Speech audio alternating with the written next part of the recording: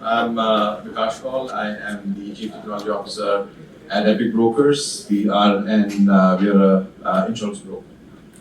And hi everyone, I'm Vladimir Kelchik. I'm CIO of the holding company, which is called Goldberg Holdings.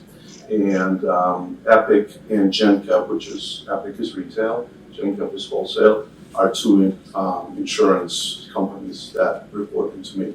And I'm responsible for everything from development support, cybersecurity, data analytics. Okay, great. We're privately held. Mm-hmm. We're probably $1.5 billion collectively in revenue at the moment. We're only that. Do you want me to hand it over? No, it's fine. I think Epic is what, 17 years? 17 years. 17 years.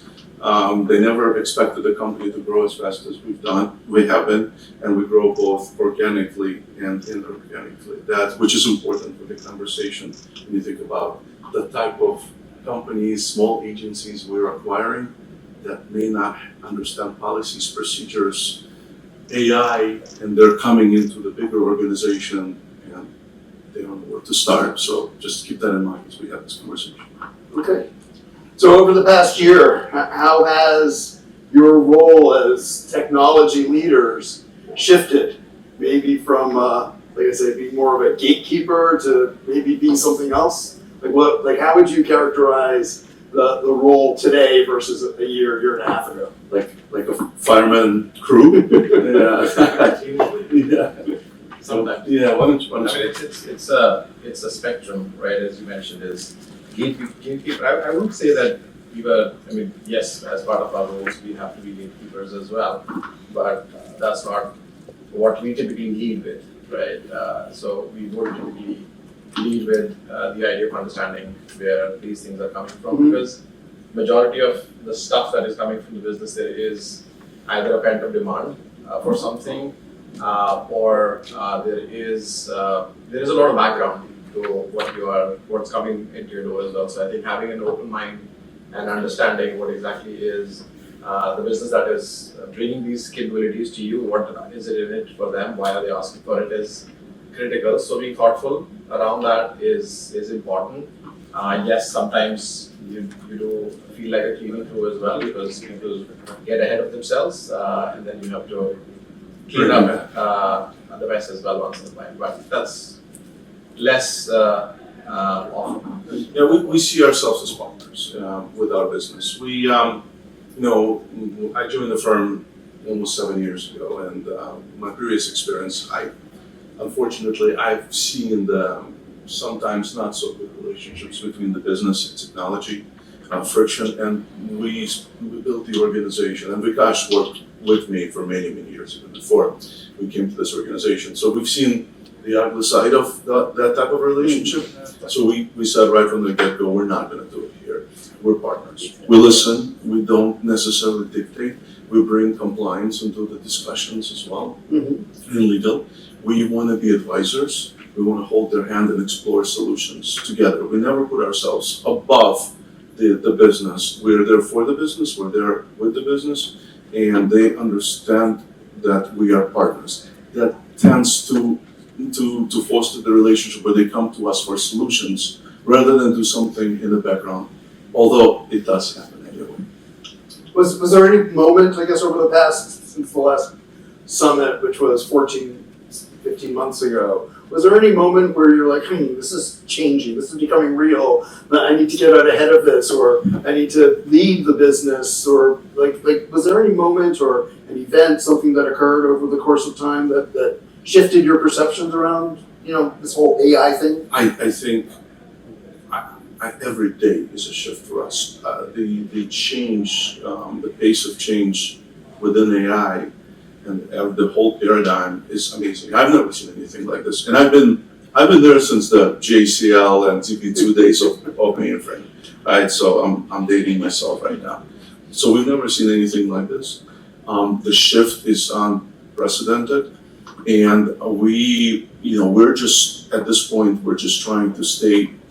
I don't even know how you stay ahead of it. We're trying to stay with it, So I just, we're looking at it. I come to work every single day and I tell my wife why my job is so exciting, so I don't know what I'm coming into. I just don't know what. I'll give you an example, right? I'll give you an example. Just happened this week. You can look at insurance company stocks went tumbling down. Public brokers 10%. Marsh, the global broker. Why?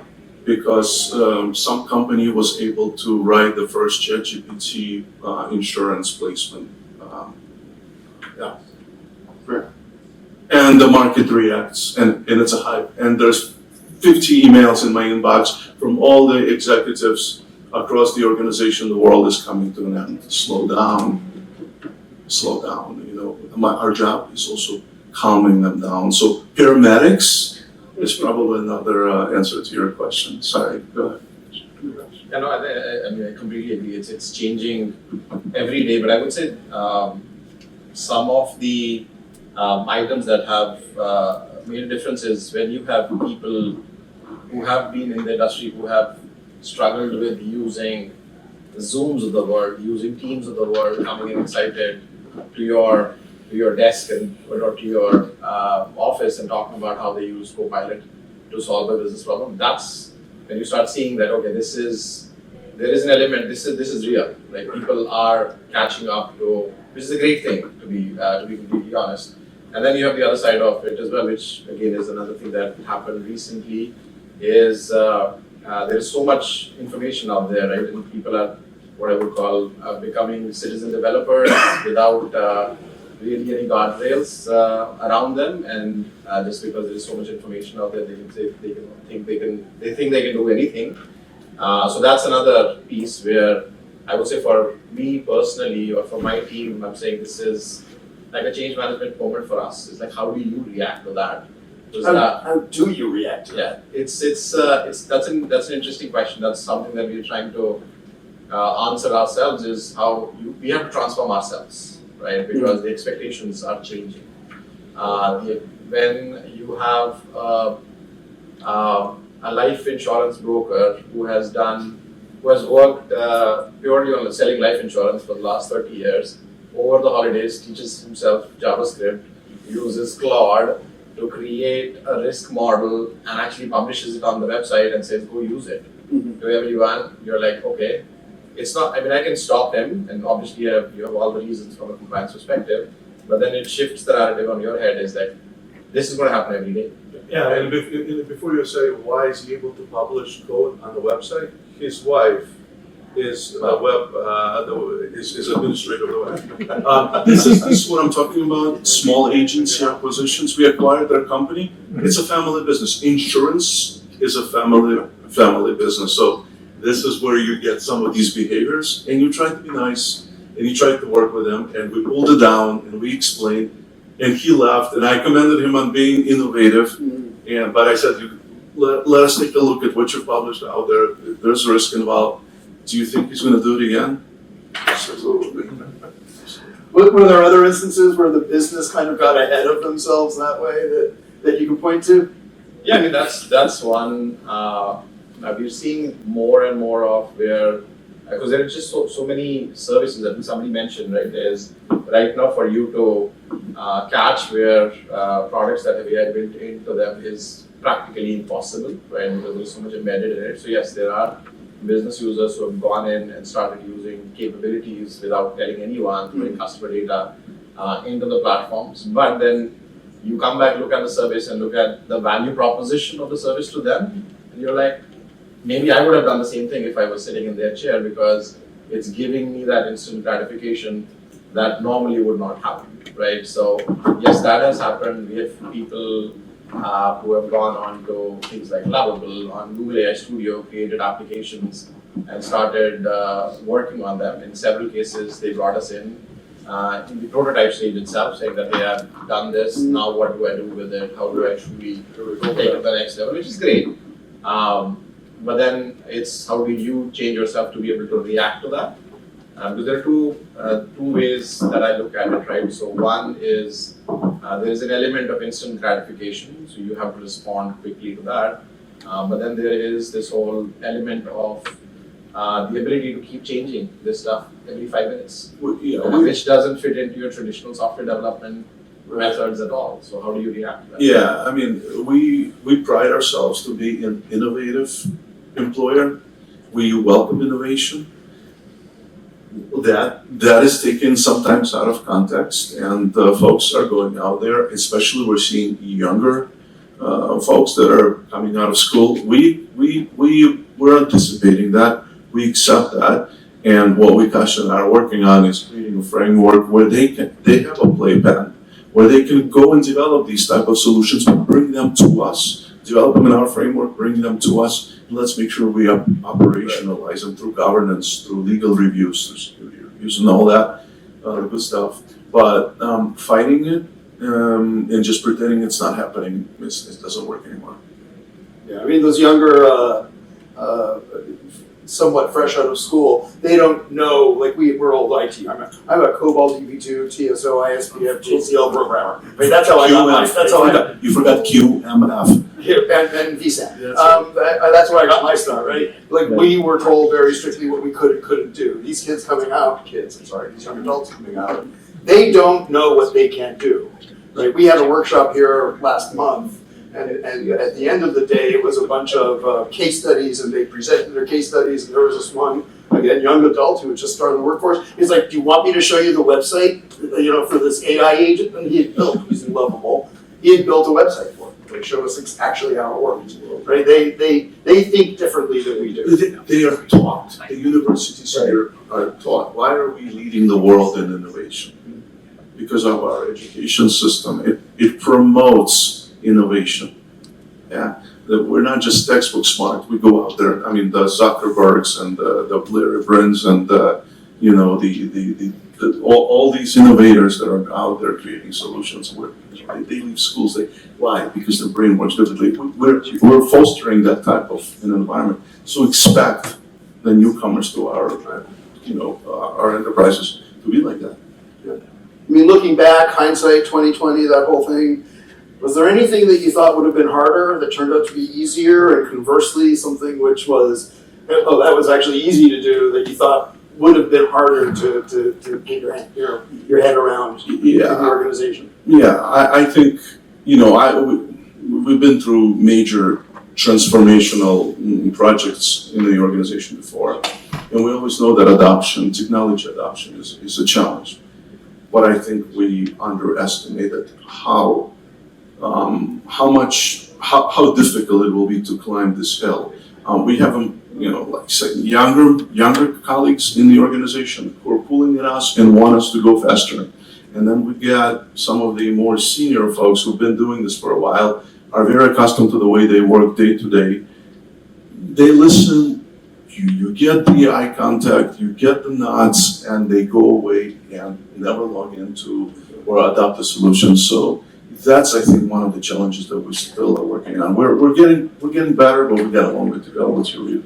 No, I completely agree. I mean, it's the way that mental shift has not happened across the organization, and which is the harder part, which is the harder nut to crack. And I'll give you an example. So yesterday we were talking to a bunch of folks who review policies, and they traditionally have looked at them side by side in Acrobat and said, okay, the difference of my comma, here is red, here is green, and I show them an AI tool which can actually synthesize that entire thing, and they're like, no, but where is that red and green? I want to see that red and green.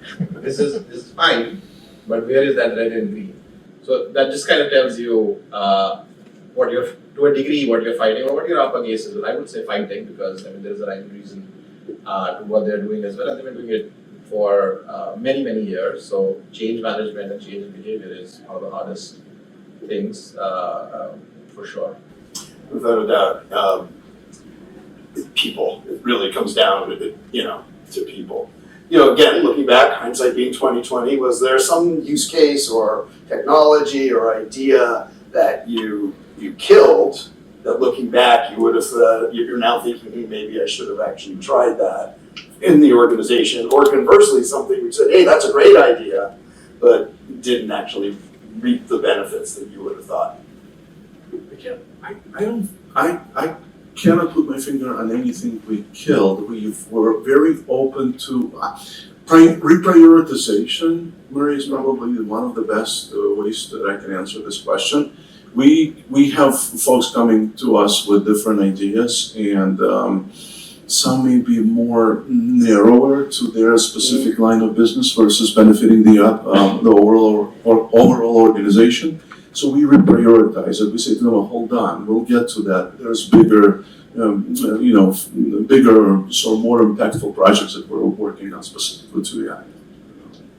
Yeah, no, I think it's the same thing. I don't think we have actively killed anything, to be completely honest. Yes, do I have a backlog of 300 items? Yes, I do, but yeah, we haven't actively killed anything yet. Officially. Somewhere at the bottom of that list. Yeah, always.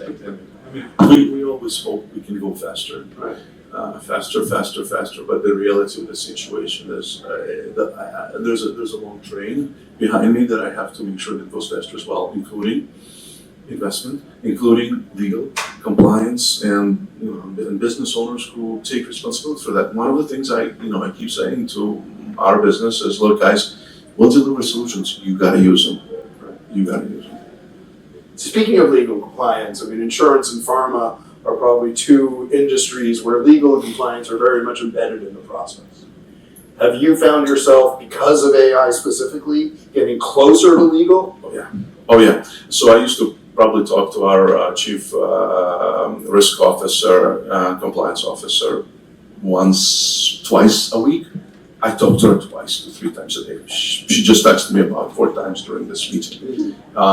It's significantly tighter work environment when we talk about compliance and legal, because there's a lot of concern there from others. And it is, I mean, from that perspective, because we are into distribution of insurance, so you have a lot of different channels where you have to take into account what is the client talking about, what is an insurance company talking about, what is a vendor talking about, because everyone is coming with their own quote-unquote clauses of what you can and cannot do with AI. And in some cases, they have such broad definitions, which is like, you cannot use AI. What does that mean?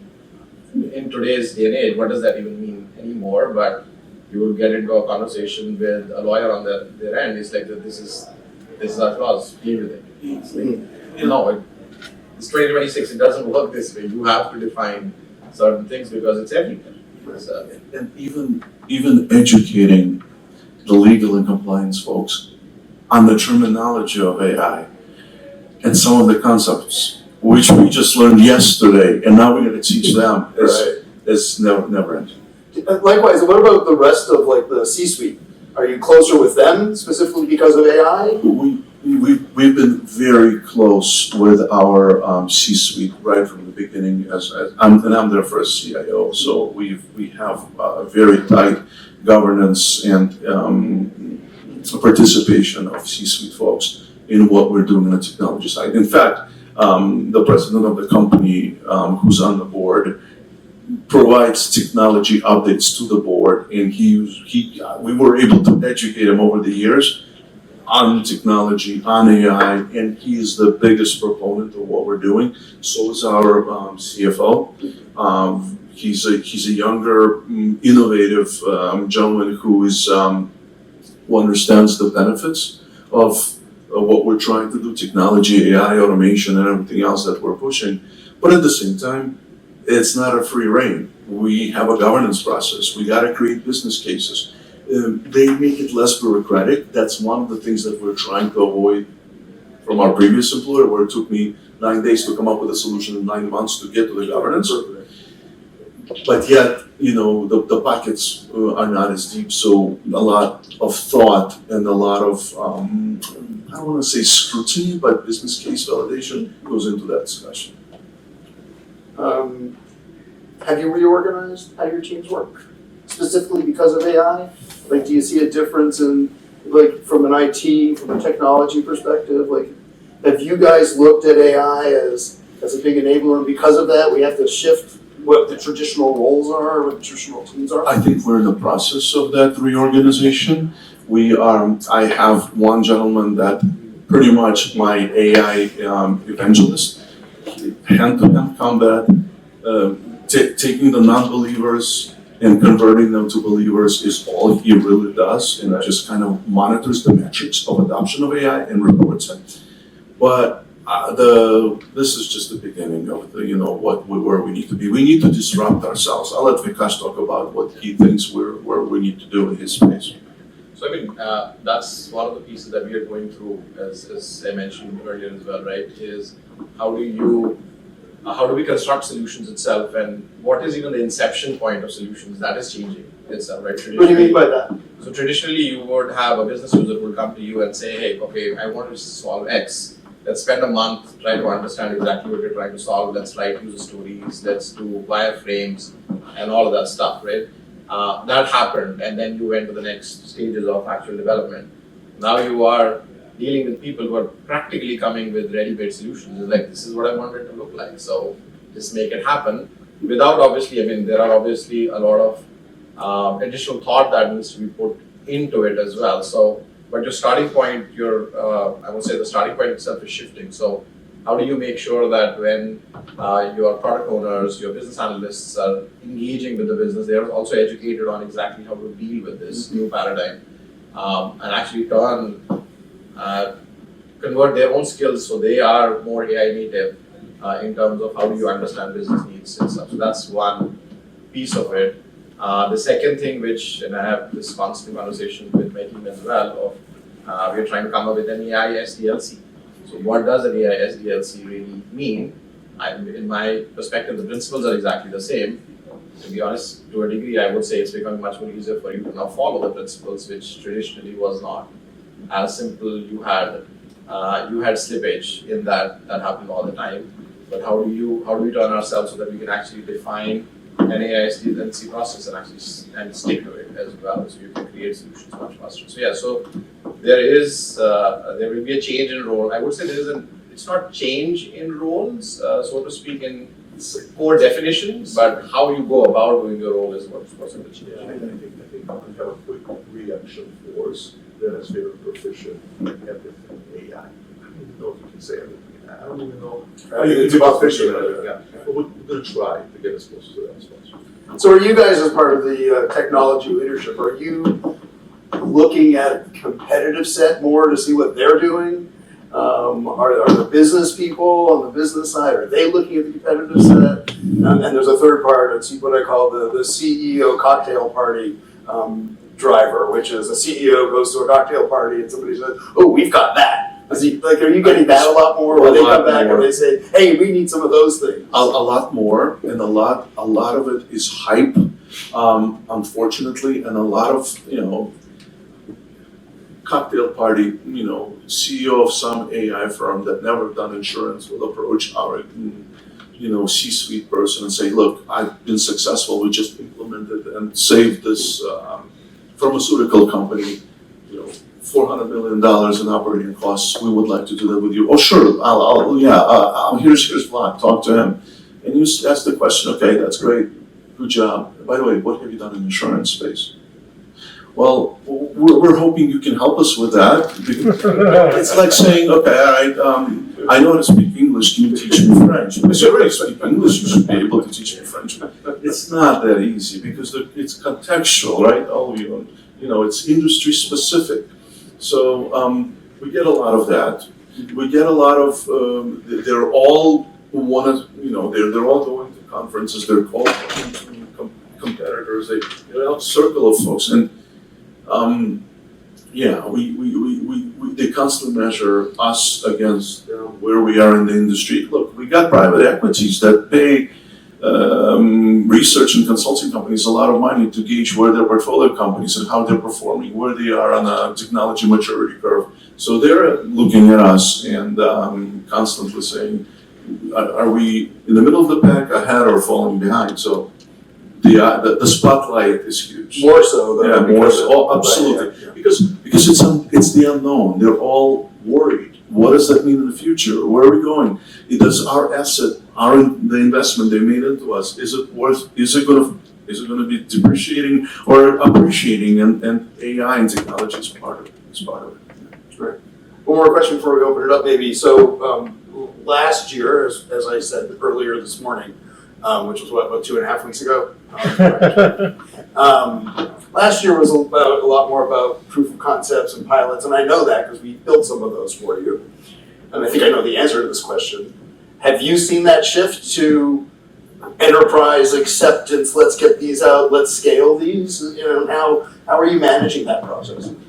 Yeah, no, I think we are out of to a large degree out of that whole pilot hell, to be completely honest. So I think the belief from the business side of the house that this could be transformational for how you do business from an end-to-end process perspective. So now we are looking at not only, initially I used to call them toys, now I'll call them utilities, which do one function for you, but look at an end-to-end business process and how can you AI enable that entire process itself. So yes, so we have we've built out several of those use cases. We're looking at more and more, going into more complex areas which require a lot of human judgment still, because again, we work in a highly regulated industry as well, but give them ways through which AI can take them to a certain point, and then you have human in the loop that comes in to complete the process. So absolutely going into like full-blown implementation. And we not only are we implementing, we are measuring, and we're providing regular reports on usage, estimated time, capacity created, cost savings, which also debatable. The CFO will ask, well, how do you remember that? And what do you mean by that? And how sure are you? 14 minutes per user. That's right. So, but the KPIs show that adoption is increasing, and there is value to the organization, which again promotes and helps with the discussion with CFO to continue investing in these type of solutions. Yeah, we're on that same journey, right, ourselves. And when we first went on this journey, I did an internal survey, and I don't remember what the exact number was, but 68% of our organization the previous week had used an AI tool. When we reran it in December, it was 100%, right? That we're using some form of an AI tool in the previous 7 days, right? Are you seeing that same, like absolutely everyone is using something? We measure, we have a co-pilot user measurement. We wrote some utilities where we use third-party products and where we see adoption. Can I say 100%? Absolutely not. We're a little bit smaller. You're a little bit smaller. You're also a technology company. Exactly. We are not. My goal, I'll be very happy with 80%. Extremely happy. For our workflow tool that we've rolled out, we're rolling out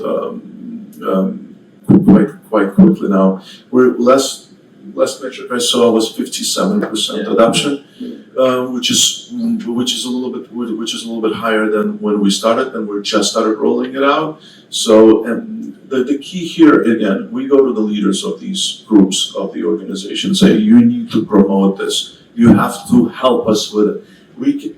You gotta be the facilitator, champion, the cheerleader, whatever you want to call them. It's going to be that. It's going to be climbing that Mount Everest. And that's how I see it. It's going to take time. So I know I said one more question before I turn it over. I have one more question before we turn it over. With another client also in the insurance industry, the innovation team was given a mandate by the CEO to really roll innovation out across the organization, and everyone across the organization were given metrics that they needed to show innovation. Is that coming down from on top for the CEO is pushing AI, data, everything technology. He's pushing down.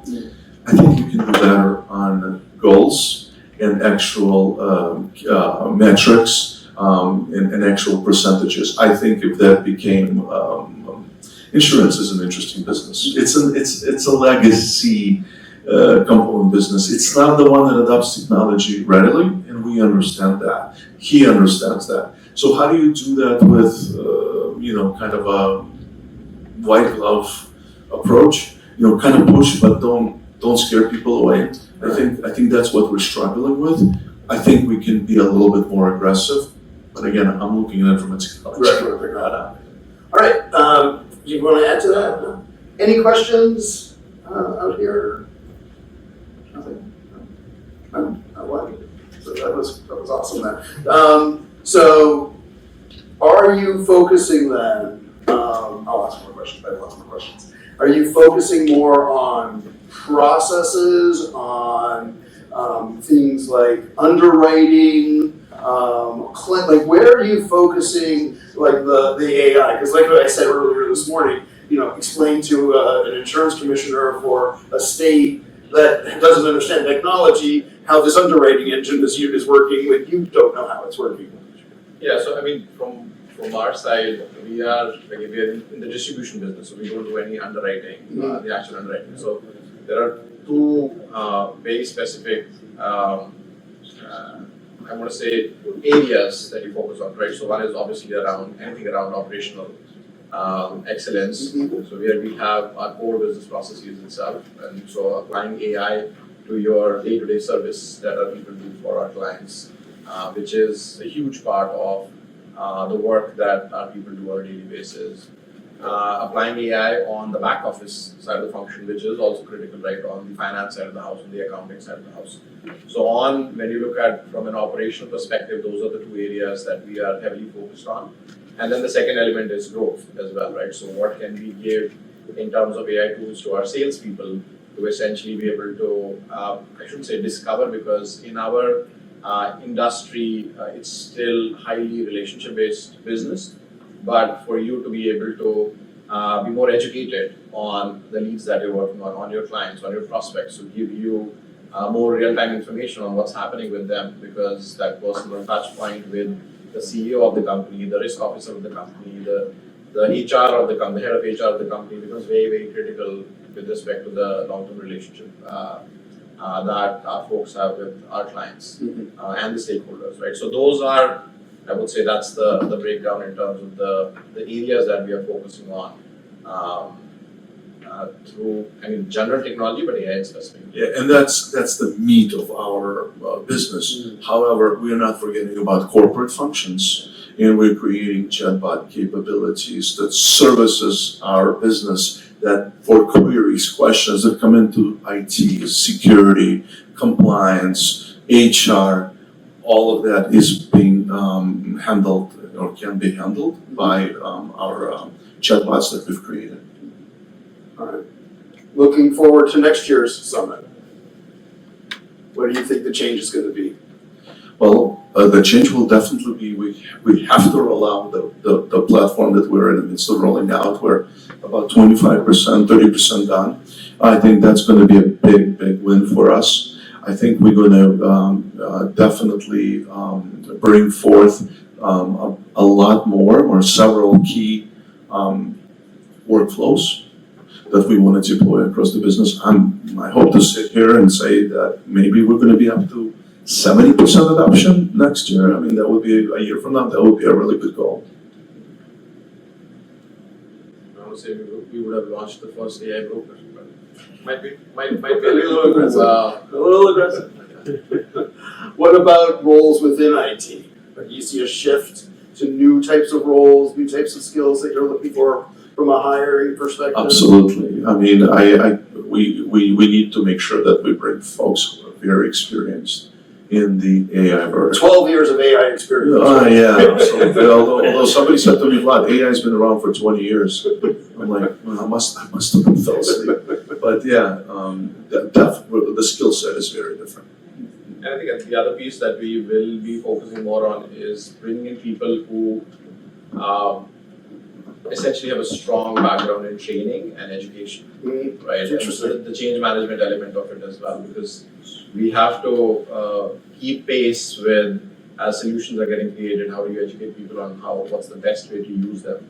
So that's going to be, we already have a training department and everything else. It's relatively small. I think that is something that we'll have to strengthen to make sure that these capabilities are well understood. Right? Training or change management? It's a combination of both. I want to say, because as you're introducing these capabilities, there is an element of change management as well. Because, again, the red-green versus synthesis of your analysis is a very, very different thing. Right. So there's training, but you have to change the way that you work as well.